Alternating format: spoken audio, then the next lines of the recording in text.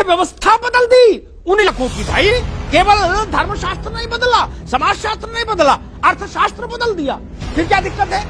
हम एक रास रंग पर 300 करोड़ रुपया खर्च कर देते हैं एक शहर में, जब सरकार में होते हैं तब बच्चे भूखे नहीं होते। मैं कहना नहीं चाहता था ये विषय, लेकिन आज काशी में बाबा विश्वनाथ धाम के पुनरुद्धार के समय ये जो राजनीति की गई ये ठीक नहीं। भाजपा से निपटने के लिए और तमाम दिन आप इसके औचित्य पर सवाल खड़ा कर रहे हैं, गजब बात कर रहे हैं। सैफई में नाच हो सकता है, वो औचित्यपूर्ण है, लेकिन बाबा विश्वनाथ धाम नहीं बन सकता क्योंकि बच्चे भूखे हैं। कैसे कैसे, जैसे आदमी अल्टो नहीं खरीद सकता, स्कूटर मोटरसाइकिल नहीं ले सकता भारत का आम आदमी, वैसे आप लोग जहाज में चल रहे हो, निजी जहाजों में है, ज्ञान बांट रहे हो कि गरीब के लिए वो रात भर जग रहे हैं, छत पे टहल रहे हैं। हमने आप लोगों के घरों में कप प्लेट देखे, पूछो ये कटोरी कहां से आई, बोले ये इटली से आई, बोले ये बोले पेरिस से आया गिलास।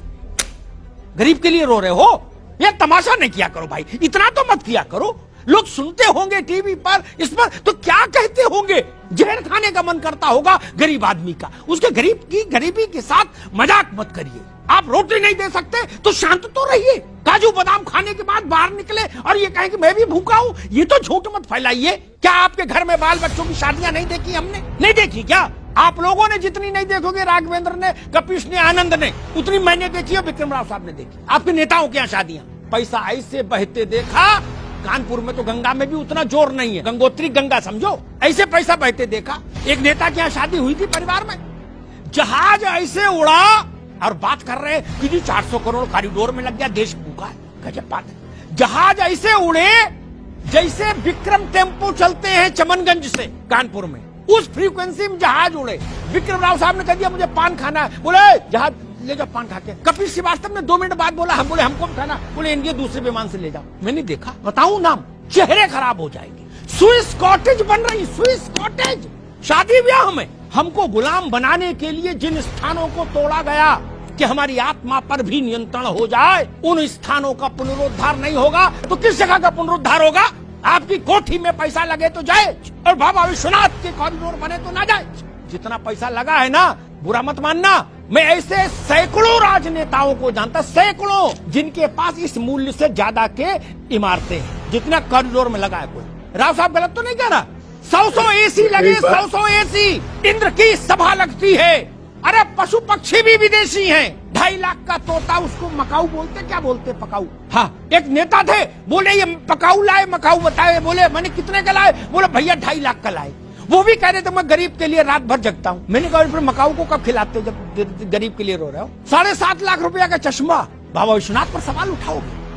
आप लोगों के पास नैतिक सत्ता नहीं है, नैतिक सत्ता नहीं है आपके पास सवाल उठाने की। भाई आपकी कमाई का कोई साधन नहीं और आप कपड़ा रोज 3 बार बदल रहे हो, नींबू काट पहन रहे हो, कहां से आता है पैसा? काम कोई है नहीं, धंधा कोई है नहीं, बायोडेटा में लिखा समाज सेवा, और फॉर्च्यूनर में चल रहे हो झमाझम, 4 गाड़ी आगे 4 पीछे, और जूता भी साला सफेद पहन रहे हो, मोजा ही नहीं।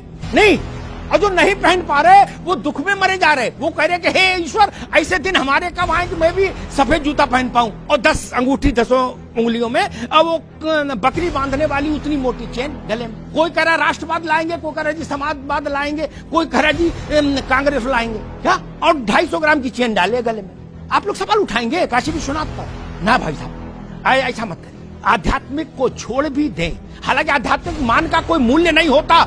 सिखों ने कभी ये सवाल नहीं उठाया कि गोल्डन टेम्पल का कोई आर्थिक मूल्य क्या है, वेटिकन सिटी में पोप की सत्ता क्यों चलती, सवाल ईसाई नहीं उठाते। मक्का और मदीना पर सवाल नहीं उठता। काशी विश्वनाथ पर सवाल उठाने की हिमाकत कैसे हो सकती है?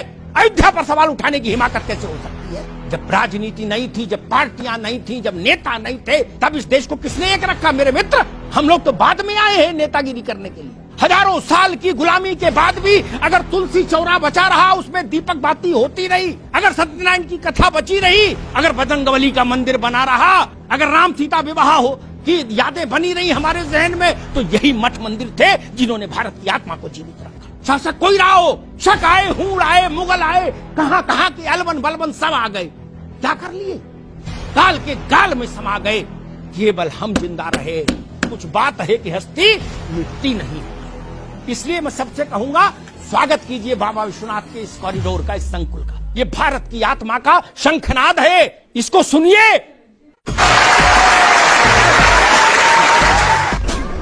बंद करो, हाथ जोड़ के मैं मैं मोदी साहब से गुजारिश करता हूँ।